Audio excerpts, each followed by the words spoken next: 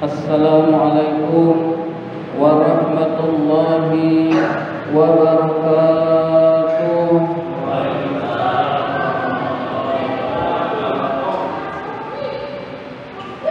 Alhamdulillahi rabbil alamin wa bihi nasta'in ala umurid dunya waddin. Wassalatu wassalamu ala ashrafil anbiya'i wal mursalin sayyidina wa maulana Muhammadin wa ala alihi wa sahbihi ajma'in. Rabbi shrah li sadri wa yassir li amri wahlul 'uqdatam min lisani yafqahu qawli, amma ba'du. Bapak-bapak jamaah salat maghrib Masjid Al-Amin yang dimuliakan oleh Allah Subhanahu wa ta'ala. Pertama dan yang paling utama, puji syukur marilah senantiasa kita panjatkan kehadirat Allah Subhanahu wa ta'ala yang telah melimpahkan nikmat-nikmatnya kepada kita semua. Antara lain yang paling berharga adalah kita diberi nikmat iman dan Islam, sehingga kita dapat berkumpul bersama-sama di tempat yang mulia ini dalam rangka menuntut ilmu di jalan Allah. Salawat dan salam semoga Allah limpahkan pada junjungan kita baginda Nabi besar Muhammad sallallahu alaihi wasallam beserta para keluarganya, para sahabatnya, dan kepada kita sebagai pengikut ajarannya. Seperti biasa, marilah kita awali taklim kita dengan bersama-sama membaca surat Al-Fatihah. Ila hadratin Nabi Mustafa Rasulullah sallallahu alaihi wasallam wa ila muallif hadzal kitab Asy-Syaikh Al-Imam Barakatil Anam Abdullah Ba'lawi Al-Haddad rahimahullah, nafa'anallahu bihi wa bi ulumihi fid dharain amin. Al-Fatihah. A'udzu billahi minasy syaithanir rajim. Bismillahirrahmanirrahim. Alhamdulillahi rabbil alamin. Ar-Rahmanir Rahim. Maliki yaumiddin. Iyyaka na'budu wa iyyaka nasta'in. Ihdinas siratal mustaqim. Siratal ladzina an'amta 'alaihim ghairil maghdubi 'alaihim waladdallin. Amin. Dan marilah kita lanjutkan dengan bersolawat kepada Rasulullah sallallahu alaihi wasallam. Mudah-mudahan kita termasuk umatnya yang mendapatkan syafaat dari beliau, dan mudah-mudahan majlis taklim kita ini senantiasa diberkahi oleh Allah Subhanahu wa ta'ala. Ya Rabbi bil Mustafa balligh maqasidana waghfir lana ma madha ya wasi'al karami. Ya Rabbi bil Mustafa balligh maqasidana waghfir lana ma madha ya wasi'al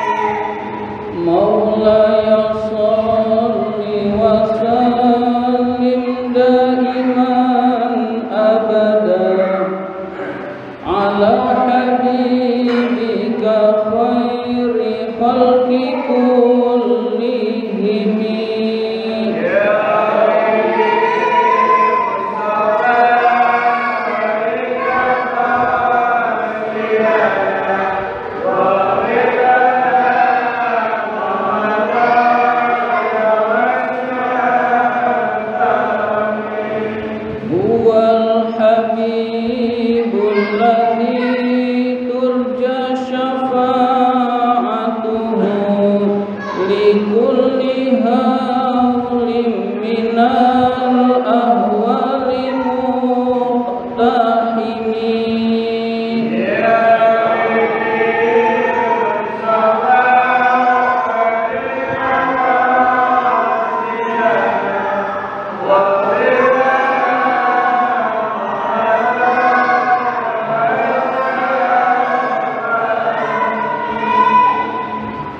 Bapak-bapak hadirin jamaah Masjid Al-Amin yang dimuliakan oleh Allah Subhanahu wa taala, marilah kita lanjutkan pembahasan kitab An-Nasaihud Diniyah ini. Sekarang halaman 48, baris ke-7. Halaman 48 baris ke-7 yang pas alinea. Bismillahirrahmanirrahim.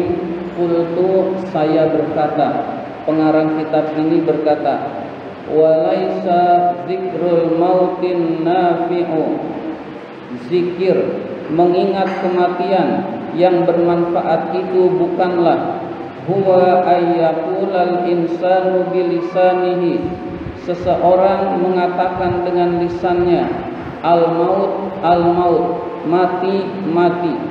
Jadi kematian, mengingat kematian yang bermanfaat bukanlah zikir mati, mati, mati, atau ngomong mati, mati, mati. Bukan seperti itu yang dimaksud dengan mengingat kematian.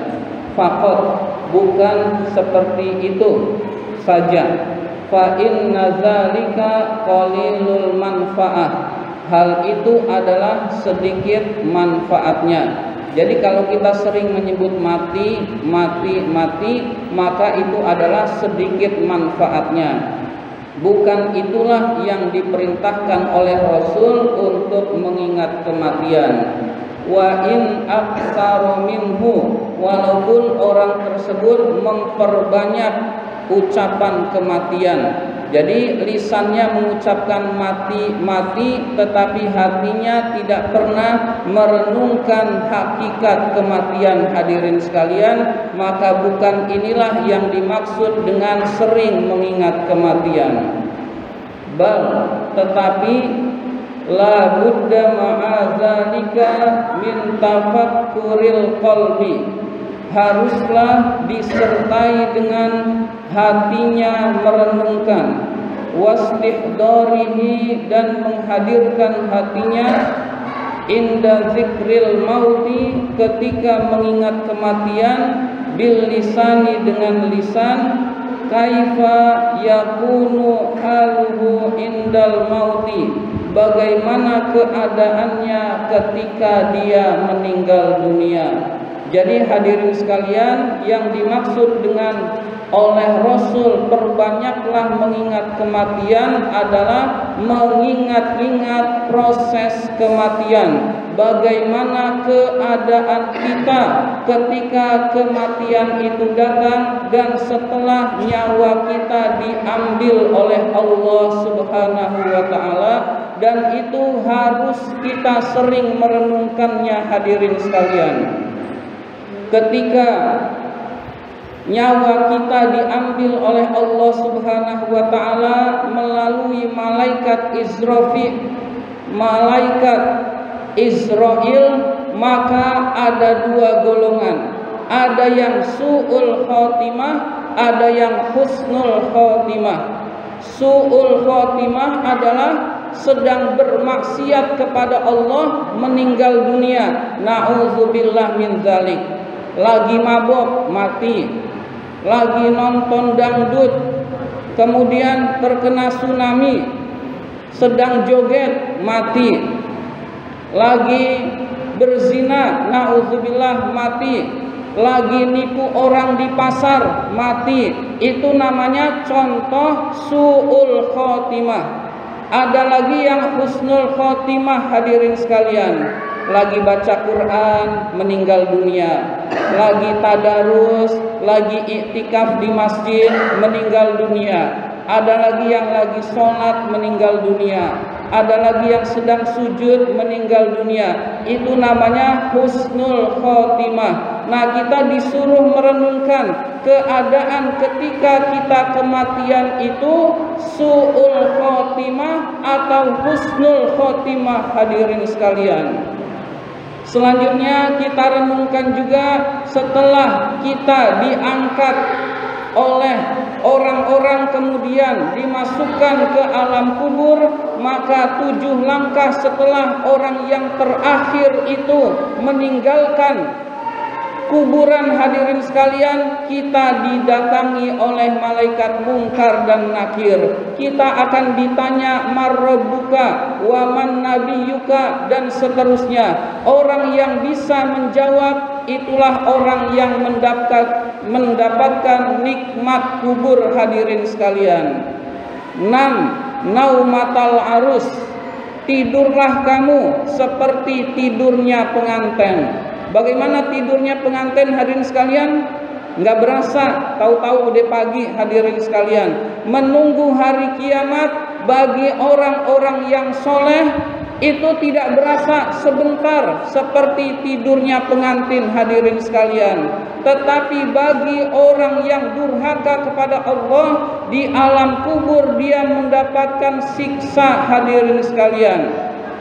Dia mendapatkan siksa dan menunggu hari kiamat merupakan proses yang sangat lama, terasa lama. Padahal habis hari kiamat dia mau disiksa lebih besar lagi, tapi menunggu hari kiamatnya saja lama, hadirin sekalian. Begitulah keadaan manusia ketika di alam kubur. Ketika hari kiamat, trompet malaikat Israfil yang kedua, maka dibangkitkanlah seluruh manusia dari zaman Nabi Adam sampai orang yang terakhir zaman Nabi Muhammad, hadirin sekalian, dibangkitkan, dikumpulkan di padang mahsyar untuk dihisab. Dihisab itu dihitung amalnya satu persatu, hadirin sekalian. Nah, pada saat itulah baru terasa nikmatnya menjadi umat Rasulullah, menjadi umat Nabi Muhammad, hadirin sekalian. Sebab umat Nabi Muhammad banyak yang melewati sirat tanpa hisab. Ada amalannya, hadirin sekalian. Banyak amalan-amalan yang menyebabkan kita bisa masuk surga tanpa hisab, hadirin sekalian. Dan itu prioritas adanya di umat Nabi Muhammad, hadirin sekalian. Dan seluruh umat Nabi Muhammad akan diberi syafaat, syafaatul uzma. Kita sering menyebut ujma atau uzma, padahal uzma, hadirin sekalian, uzma itu artinya besar. Syafaat uzma, syafaat itu isim muannas, maka sifatnya uzma, syafaat yang besar. Syafaat yang besar, hadirin sekalian. Jadi dari kata azim, kemudian karena itu muannas jadi uzma, hadirin sekalian. Sama dengan kubro. Kubro itu kalau muzakarnya akbar. Akbar dan kubro sama. Azam dengan uzma sama, cuma beda penggunaan, hadirin sekalian. Syafaat yang besar, untuk lebih memudahkan, syafaatul uzma adalah syafaat yang besar, hadirin sekalian, yaitu seluruh umat Nabi Muhammad akan diberi syafaat. Syafaat itu artinya pertolongan, hadirin sekalian. Kalau ibarat tambalan, syafaat itu sifatnya menambal, hadirin sekalian. Kita punya baju, ada sobeknya, ditambal sehingga dianggap bagus. Kita punya amalan, ditambal oleh Rasul sehingga dianggap bagus. Nah, orang yang tidak beramal, hadirin sekalian, boro-boro mendapatkan syafaat, karena syafaat itu adalah fungsinya adalah membantu, hadirin sekalian, yaitu ibarat baju itu menambal. Kalau orang yang nggak punya iman nggak bakalan dapat syafaat. Orang yang nggak pernah sholat nggak mungkin dapat syafaat, hadirin sekalian. Jadi syafaat itu orang yang punya amal, amalnya kurang sempurna, lalu dia banyak bersolawat, lalu dia cinta pada Rasul. Nah, itu dibantu oleh Rasul, amalnya disempurnakan sehingga dia bisa masuk ke dalam surganya Allah Subhanahu wa ta'ala, hadirin sekalian. Itu perlu kita renungkan hadirin sekalian. Selanjutnya manusia digiring satu persatu untuk melewati, untuk dihisap amalnya dan mendapatkan kitab hadirin sekalian. Kitab itu ibaratnya rapot hadirin sekalian. Rapot. Ada yang mengambil rapot dengan tangan kanan, maka ini termasuk orang yang bahagia. Ada yang mengambilnya dengan tangan kiri, maka ini termasuk orang yang celaka. Ada lagi orang yang mengambil rapotnya dengan cara min wara'i zuhri, dari belakang punggung, begini. Tangan kanan juga tapi begini hadirin sekalian. Ini termasuk orang yang celaka juga hadirin sekalian. Kemudian kita melewati jembatan Shiratal Mustaqim, kemudian kita masuk ke dalam surganya Allah Subhanahu wa ta'ala. Ketika kita merenungkan ini hadirin sekalian, kemudian kita banyak merenungkan. Orang yang sering merenungkan itu biasanya nggak enak makan hadirin sekalian. Tetapi kalau orang yang jarang merenungkan hadirin sekalian, maka orang tersebut biasanya terlena di dalam urusan-urusan dunia hadirin sekalian. Wa ahwalihi, kengerian akhirat, wa sakrotihi, ketika sakaratil maut. Ketika sakaratil maut hadirin sekalian, itu sakitnya luar biasa hadirin sekalian. Siti Maryam, ibundanya Isa bin Maryam, pernah ditanya oleh Nabi Isa ketika di dalam mimpi, "Wahai ibu, bagaimana keadaan ibu?" Kemudian Siti Maryam menjawab, "Saya baik-baik saja, mendapatkan kenikmatan dari Allah." Kemudian Nabi Isa bertanya lagi, "Bagaimana rasanya sakaratil maut, dicabut nyawanya, wahai ibu?"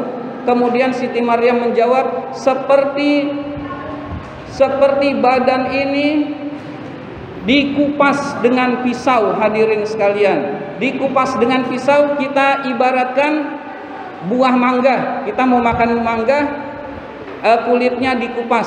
Nah, ini bukan mangga tetapi manusia hadirin sekalian. Dan itulah rasanya kematian menurut Siti Maryam hadirin sekalian. Jadi sangat sakit.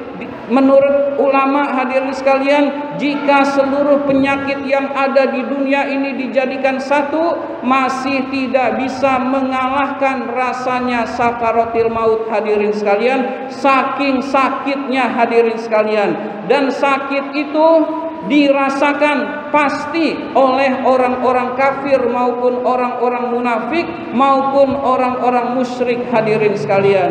Tetapi kalau orang yang beriman hadirin sekalian, orang yang beriman itu ketika malaikat Israel datang, diperlihatkan surga hadirin sekalian, diperlihatkan tempatnya nanti di surga. Kegembiraan melihat surga pada saat sakaratil maut menyebabkan rasa sakit sakaratil maut itu hilang hadirin sekalian. Maka ini semua kita renungkan. Dengan kita banyak merenungkan kematian, maka kita akan terus selalu beramal untuk hari setelah kematian dan tidak menghalalkan segala cara hadirin sekalian. Tidak peduli halal haram, tidak peduli hak batil, kemudian yang penting untung. Itu adalah bukan orang yang percaya kepada akhirat hadirin sekalian. Wa mu'ayanatihi, dan melihatnya, umurul akhirah, perkara-perkara akhirat, wa mallazi baqiya min ajalihi, dan apa-apa yang masih tersisa dari ajalnya. Kematian hadirin sekalian sudah ditentukan kapannya hadirin sekalian. Bahkan bukan hanya kapannya, kalau menurut Allah berapa tarikan nafas hadirin sekalian. kita ini sudah dijatah bukan hanya sekedar kapan kita meninggal dunia, tetapi berapa tarikan nafas kita sudah dijatah oleh Allah. Pada saat tarikan nafas terakhir, maka kita akan diambil nyawanya oleh Allah Subhanahu wa taala. Misalkan Harry sudah dijatah oleh Allah tarikan nafasnya misalkan 200 juta. Nah, ketika Harry nafas sampai 200 juta, maka akan dicabut nyawanya oleh Allah Subhanahu wa taala. Jadi semua manusia sudah diberi jatah berapa tarikan nafasnya, hadirin sekalian. Jadi hakikatnya adalah, hadirin sekalian, kita sedang ngantri, kita sedang menunggu kematian, hadirin sekalian. Mau tidak mau, jatah hari berganti, jatah umur makin berkurang, makin berkurang, makin berkurang sampai datangnya kematian, hadirin sekalian. Jadi misalkan kita jatahnya 60 tahun. Sekarang saya umurnya 44 tahun. Berarti sekitar 20 tahunan lagi, hadirin sekalian. Semua sudah dijatah oleh Allah Subhanahu wa taala. Nah, itu patut kita renungkan, hadirin sekalian. Jadi umur, hadirin sekalian, umur itu naik dan turun secara berbarengan. Dari 11 tahun menjadi 12 tahun, berarti naik 11, 12. Nah, pada hakikatnya, hadirin sekalian, umur itu berkurang, yaitu jatahnya misalkan 60 tahun jadi tinggal 59 tahun.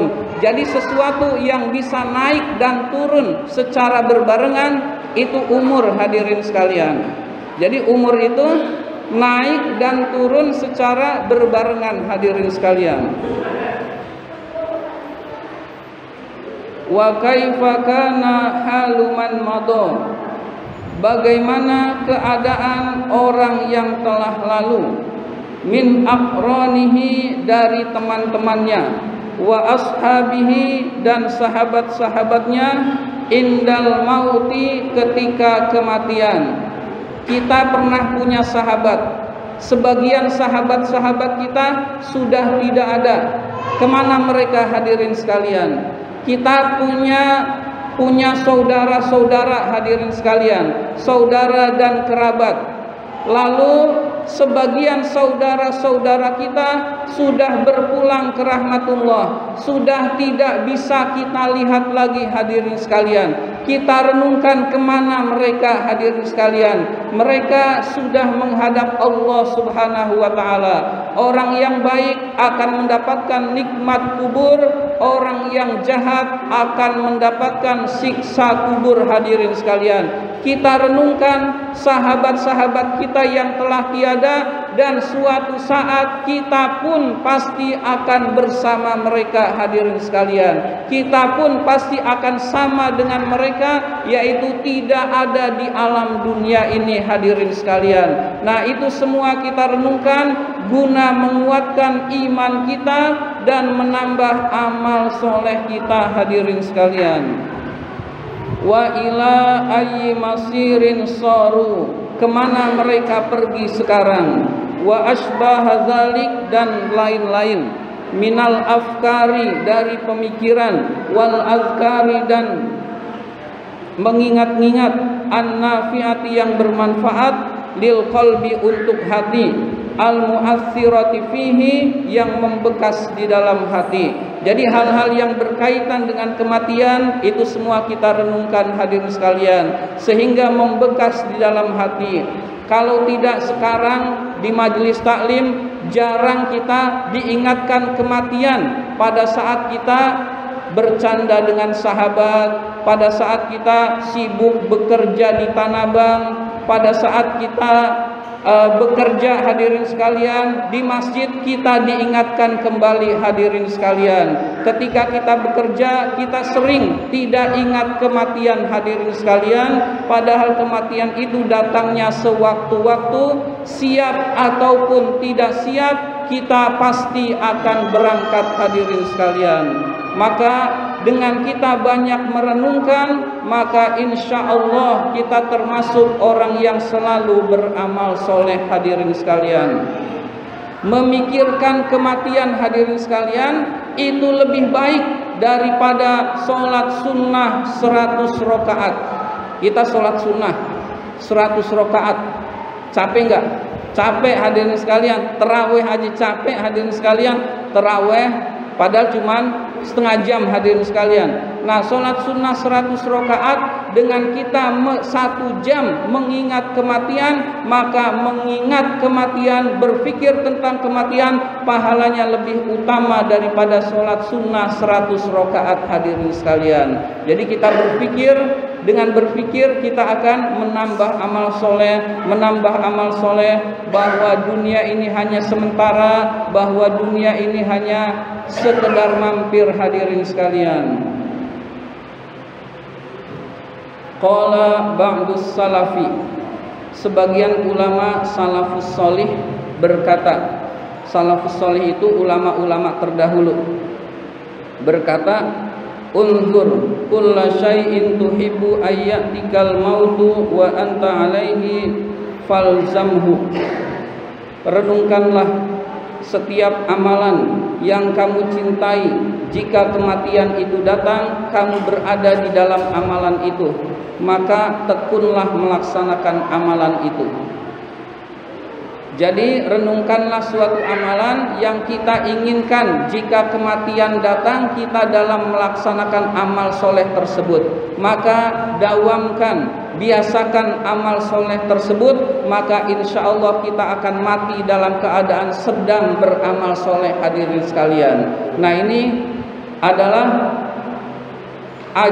ajaran ulama hadirin sekalian. Ulama mengajarkan kepada kita, jika kita ingin meninggal dunia dalam keadaan sholat, perbanyak sholat sunnah hadirin sekalian, maka Allah akan anugerahkan kita meninggal dunia dalam keadaan sholat. Orang yang meninggal dunia dalam keadaan sujud hadirin sekalian, dia sudah pasti memperbanyak sholat sunnah sehingga Allah beri anugerah dia meninggal dunia dalam keadaan sujud.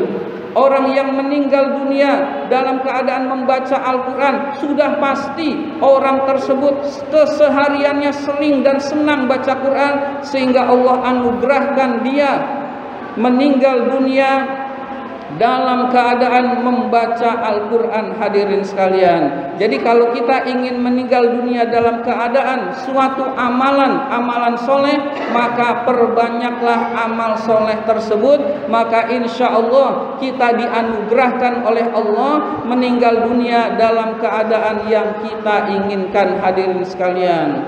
Kita ingin meninggal dunia dalam keadaan sujud, dalam keadaan sujud di waktu sholat, maka perbanyak sholat sunnah, lamakan kita di dalam sujud, maka Allah anugerahkan kita meninggal dunia pada waktu sujud. Kalau kita ingin meninggal dunia ketika membaca kitab suci Al-Quran, maka hendaklah kita perbanyak bacaan Al-Quran siang maupun malam. Nanti Allah anugerahkan kita meninggal dunia dalam keadaan membaca Al-Quran hadirin sekalian. Wa kulla syai'in takrahu ayyatiyakal mautu wa anta alaihi fajtanibhu. Dan renungkanlah suatu perbuatan kemaksiatan yang kamu tidak suka kematian itu datang, kamu dalam keadaan bermaksiat kepada Allah, maka jauhilah perbuatan tersebut. Jadi jauhilah perbuatan yang kita tidak suka. Jika kita meninggal dunia sedang bermaksiat tersebut hadirin sekalian, kita tidak ingin meninggal dunia dalam keadaan berjudi, maka tinggalkanlah perjudian hadirin sekalian. Kita tidak ingin meninggal dunia dalam keadaan mabuk-mabukan, maka tinggalkanlah mabuk-mabukan hadirin sekalian. Kita tidak ingin meninggal dunia dalam keadaan ngisep ganja hadirin sekalian. maka tinggalkanlah narkoba hadirin sekalian. Kita tinggalkan kemaksiatan, maka insya Allah kita meninggal dunianya dalam keadaan husnul khotimah hadirin sekalian. Fata'ammal, maka renungkanlah, rahimakallah, semoga Allah merahmatimu, hadhil maqalah, makalah ini, ucapan ini, fa innaha azimatun naf'i, karena sesungguhnya kalimat ini besar manfaatnya, liman amila biha, bagi orang yang melaksanakannya. Jadi kalau ucapan ulama ini kita renungkan, maka ini besar manfaatnya buat orang yang mengerjakannya. Tetapi tidak bermanfaat bagi orang yang tidak suka beramal soleh, bagi orang yang tidak suka ke majlis taklim, bagi orang yang tidak suka duduk-duduk di masjid hadirin sekalian. Wallahul muwaffiq, Allah lah pemberi petunjuk. La rabba ghairahu, tidak ada Tuhan selain Dia, tidak ada Tuhan selain Allah Subhanahu wa taala. Ini saja yang dapat saya sampaikan. Terima kasih atas perhatian. Mohon maaf apabila ada kata-kata yang kurang berkenan. Wabillahi taufiq wal hidayah. Wassalamualaikum warahmatullahi wabarakatuh.